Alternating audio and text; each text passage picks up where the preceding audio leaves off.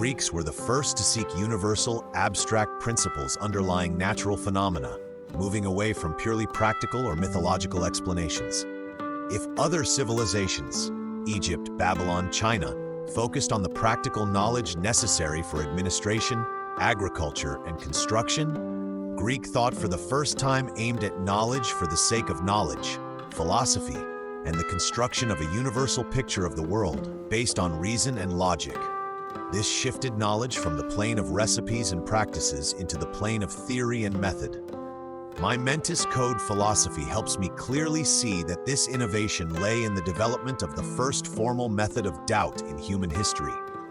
Other cultures accepted empirical facts as given, while the Greeks began to question the very process of cognition. It was an organic collection of data, its critical organization and systematic interpretation. With deductive logic, later codified by Aristotle, knowledge began to be built as hierarchical structures, where each subsequent statement logically followed from the previous one. It was this methodological rigor and striving for internal consistency of the system that allowed the Greeks to go beyond occasional observations and formulate universal laws in mathematics and natural philosophy. Greek philosophers and scientists did something radical for their time. They stopped being satisfied with the answer, "That's how the gods arranged it," and began to ask, "Why exactly so?" This change of optics turned out to be more revolutionary than any technical invention. Egyptian priests knew geometry perfectly. They could calculate the area of a field after the Nile's flooding with accuracy that amazes even today. Babylonian astronomers predicted eclipses and kept detailed records of planetary movements. But all this knowledge remained a set of recipes. If you need to find the area of a triangle, take the base, multiply by the height, divide by 2. Why exactly so? The question remained outside the brackets. Greek thought went another way. Thales claimed that everything comes from water. Today it sounds naive, but the essence lay in the very attempt to reduce the diversity of phenomena to a single principle. He was seeking the arch, the first principle, the substance from which all reality unfolds. It was a transition from the question, what to do, to the question, how it is arranged. The Pythagoreans discovered mathematical ratios in musical intervals and suddenly saw a structure permeating the cosmos. Numerical proportions turned out to be universal. The same mathematics that describes the lyre string describes the orbits of celestial bodies. They were wrong in details, but the method was correct. There exists an abstract language in which nature speaks. Euclid systematized geometry through the axiomatic method. He took several self-evident statements and derived from them the entire edifice of geometric knowledge. It was the first formal deductive system in human history. Each theorem followed from the previous ones through logical necessity. Knowledge ceased to be an empirical accumulation and became an internally consistent system. Aristotle created logic as a separate discipline. He described the rules of valid reasoning, the forms of syllogisms, types of fallacious arguments. Suddenly, an instrument appeared for checking thoughts for consistency. Truth ceased to depend on authority or tradition.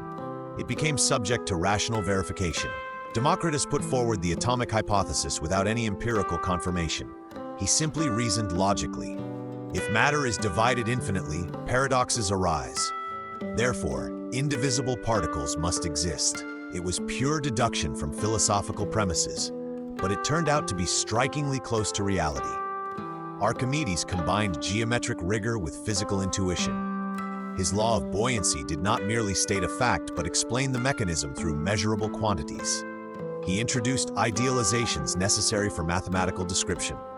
Real bodies were replaced by geometric forms. Complex processes were reduced to key parameters. Hellenic science was born from philosophical wonder. What seemed obvious became a problem. Why don't stars fall? Why is the sea salty? Why does a stone fall down? Behind each phenomenon, the Greeks tried to see a general principle, a mechanism, a logos. They invented theoretical thinking. They created a space of abstract entities that could be studied independently of concrete things. The circle as an ideal form existed in the mind, even though no physical circle was perfect. Mathematical objects acquired ontological status. They were more real than tangible things because they did not undergo change or destruction. This epistemological attitude changed the very nature of cognition. Knowledge became universal and necessary. It no longer depended on specific context or cultural features.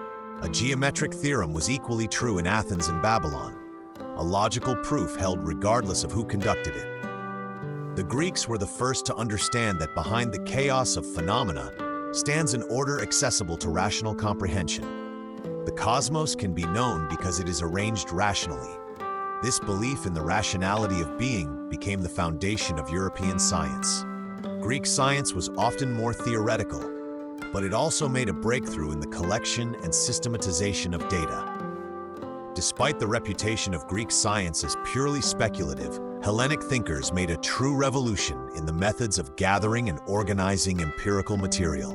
They invented a methodology of recording observations that turned scattered facts into a structured knowledge base.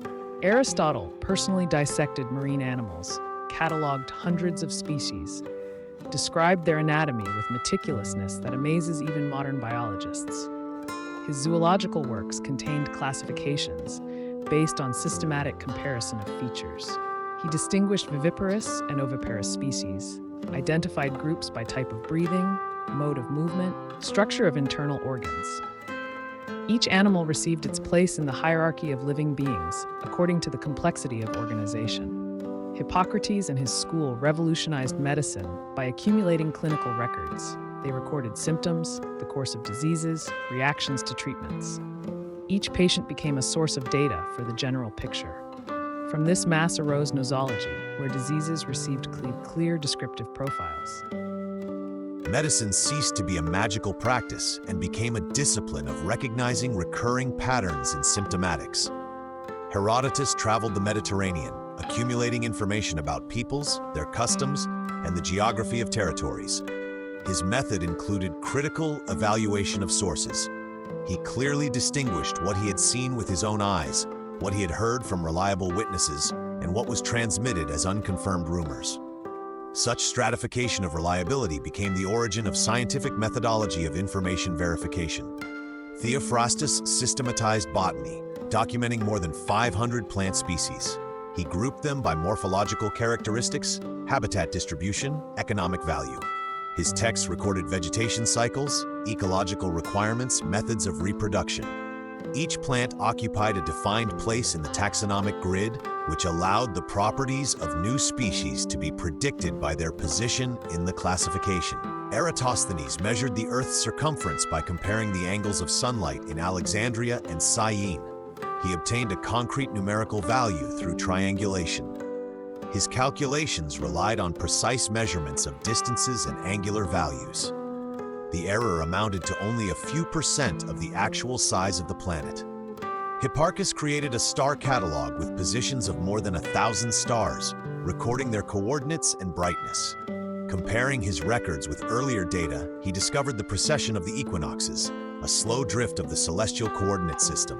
Such a discovery required years of systematic monitoring of the sky with constant updating of databases. Ptolemy in the Almagest accumulated the entire astronomical experience of the Hellenic tradition. His geocentric model was conceptually flawed, but the working process was impeccable. He constructed geometric schemes to explain the visible paths of planets, continuously calibrating the parameters of epicycles according to new observations. Every anomaly in the motion of celestial bodies resulted in refinement of the model.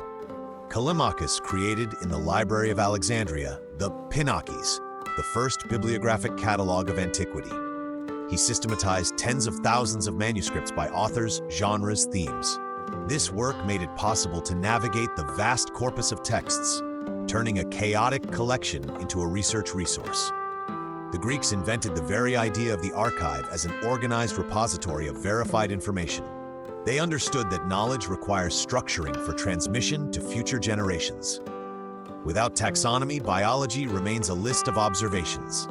Without a coordinate grid, astronomy is lost in chaos of light points. Without nosological classification, medicine repeats the same mistakes. Through my Mentis code philosophy, I understood that this duality of Greek science, where the theoretical framework was combined with empirical content, created a unique epistemological apparatus. Observations without a conceptual scheme remain scattered facts, and theory without data hangs in the realm of pure speculation. Post-scriptum Hellenic scientists learned to move between these poles, testing abstractions with reality and extracting from reality the patterns suitable for formalization.